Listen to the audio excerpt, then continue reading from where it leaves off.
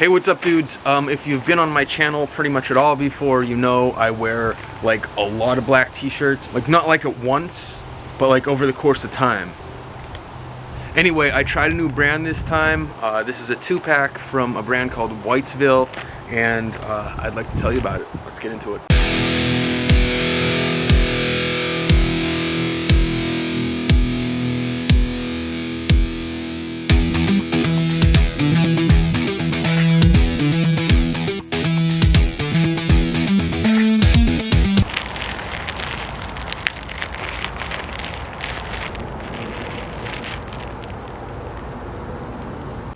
Okay, so for those who are new to my little channel here, welcome. One of the main things that I talk about is black t-shirts, and the reason is pretty straightforward. I am the kind of guy who wears a black t-shirt pretty much every day of the week, every month of the year, rain or shine, and sometimes it's layered underneath something, but it's basically just part of my wardrobe, or maybe even you'd say uniform, and I just kind of grown to accept that. I have noticed that brands that I like a lot do this 2-pack t-shirt thing. 316, Velvet Sheen, Lady White, which I've already talked about on this channel here. Obviously, Whitesville offer these 2-packs of t-shirts of their high quality, you know, loop wheel or tubular knit t-shirts, and they can offer a more aggressive, accessible price, and it's easier for the consumer because you usually want to pick up more than one t-shirt at a time, so you don't have to pay extra on packaging and whatnot. I want to say a little bit about the name Whitesville. So Whitesville is a company that originally existed in the 1940s to the 1960s in the United States.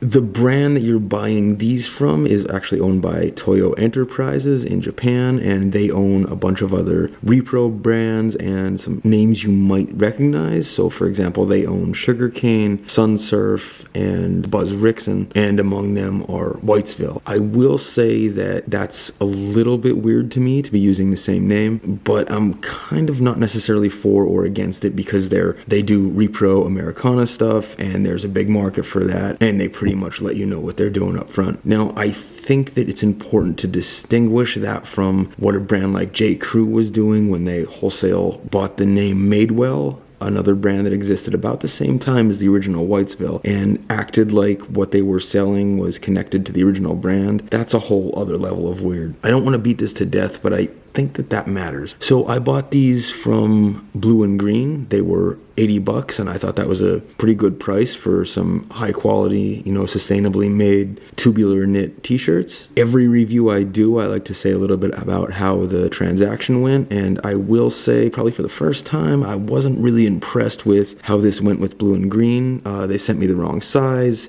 weren't particularly responsive, and the long story short is it took me about 6 weeks to get the right size. I'm going to include my timeline here and just keep it factual, and if you want to read more into that, that's fine, but I'm going to keep the review going here. I will say that I've had other transactions with Blue and Green online, and they went a little bit smoother, and I'm a big fan of their brick and mortar store in New York City. So I guess I'll say a little bit about the actual t-shirts now. So the texture and feel of these are great. They're probably on par, at least in terms of how much I like them, with Mersby Schwanen, which is a more expensive product. And I actually think I like these a little bit better than the Lady White Hour t-shirt 2-pack that I talked about on the channel before. They're comparable, but as of right now, I kind of prefer the Whitesville. They do the contrast stitching, which I didn't think that I'd like that much, but I find them really easy to wear, and the extra little bit of color or detail doesn't bother me, even though normally I kind of just prefer everything murdered out. Sizing is important to make a note about here. I typically wear a US large in most t-shirts. As of late, I've been buying more oversized stuff, so I actually wanted to go with the US extra large. When I looked at the measurements and I saw that 2XL is the largest one that Whitesville makes, I went with that. After these have been through the laundry, they feel about the same as most US large shirts. So to be clear, the XXL Whitesville feels about the same as a Lady White large. So basically, I think a lot of people can't really wear these because they don't make sizes big enough for them, depending how you like your clothing to fit. So generally, I like to give people letter grade ratings for everything I talk about on my channel. Again, I understand that style is pretty subjective, but I also like to let people know where I stand.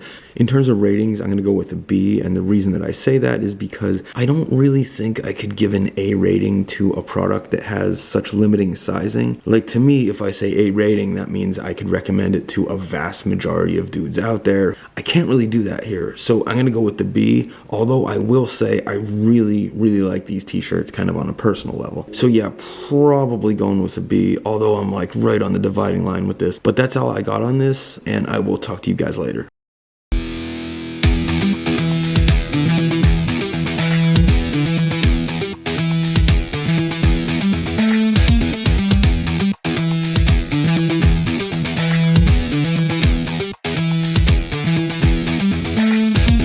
Alright guys, that's all I got on these. So do you have a favorite t-shirt that's your go-to? I have heard a lot about the 316 2-packs. I'm probably going to do them next time. They seem really popular. But feel free to speak your mind in the comments. Thank you for watching, everybody, and subscribing and all that good stuff. Really appreciate it. Until next time, peace, dudes.